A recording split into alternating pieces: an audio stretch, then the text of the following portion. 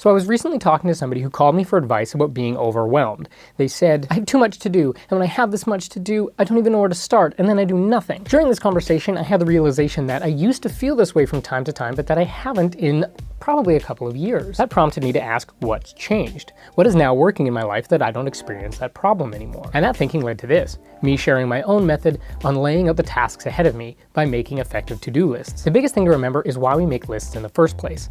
And that is, of course, to get the task out of your head and the associated worries that come with that task, and free up that valuable RAM to do bigger and better things. So the following is a combination of stolen, borrowed, and original techniques that I've smashed together and called my tips for effective list making. Rule number 1 is to use paper. Digital tools, in my opinion, are for planning over longer stretches of time or for planning larger projects. And I find that digital lists have one major disadvantage that make them really bad for day-to-day planning. They're never ending. They give you no idea of how far along you are, whereas a paper list can also be a progress bar for your day. I allow myself no more than one lined piece of paper to lay out my daily to-do list. This forces me to prioritize. Unimportant stuff is not going to find its way onto the list because, frankly, I don't have the real estate. In addition, paper allows the crossing off of items in a much more satisfying way than the digital list can.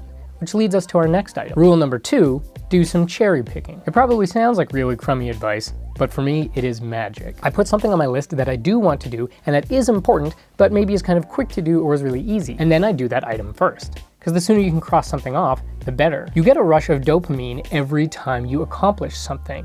And that is a hormone that can in turn make you more productive. That's a technique called priming. Rule number 3 is you don't need to finish the list. Now, at first this sounds like it flies right in the face of something I just said, which is that your list is your progress bar for your day. So how do you not feel like a total failure if you only get 2 things done on your list in a day?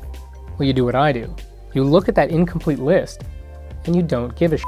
Ultimately, you can only get done in a day what you can get done in a day. Rule number 4, efficiently and effectively making your next list. Whenever I need to, I start a new list. I move over the items that are important and I leave the ones that aren't. This probably seems obvious, but this is a really good time to decide what items have fallen into the realm of unimportant and then simply don't do them. Now we have a nice shiny new list with only important items on them. Maybe you toss in an easy one from rule number 2, and then we go on to maybe the most important rule of all. Rule number 5, draw little boxes with shadows.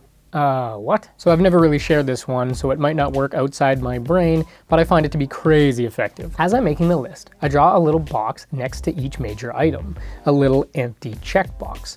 And then when I'm finishing up the list, I go to each box and I give it a little drop shadow. Drawing little drop shadows is a peaceful sort of doodling. It's kind of like a mini meditation exercise. I find it incredibly focusing and calming, and it has 3 little bonuses. Firstly, there's an amplification to the dopamine rush that comes with crossing an item off, because now I get to check a little checkbox too. Secondly, when I enter this little meditative state, it gives my mind time to focus and subconsciously deal with the items on that list. And thirdly, like clockwork, when I'm in this state, new and important items come rushing into my head, and how great, I'm right there at my to-do list. Those are my top 5 rules for effective list making. Bonus tip, keep the notepad close to your bed. That way you can scribble down any thoughts that come into your brain as it's sorting out your day, and you'll find you'll sleep a lot better. These are working for me right now, and along with them, the most important thing I know is to continually refine your system. Ask yourself on a regular basis what is working with my system and what isn't. I wouldn't be surprised if my system is totally different by this time next year. But seriously, I wouldn't do a single thing all day except for sit around and watch Netflix if I hadn't developed the skills to make effective to-do lists and to set aside time to do the things on those lists. If you appreciated this video, give it a like. If you really enjoyed it, subscribe for more. Thanks for watching.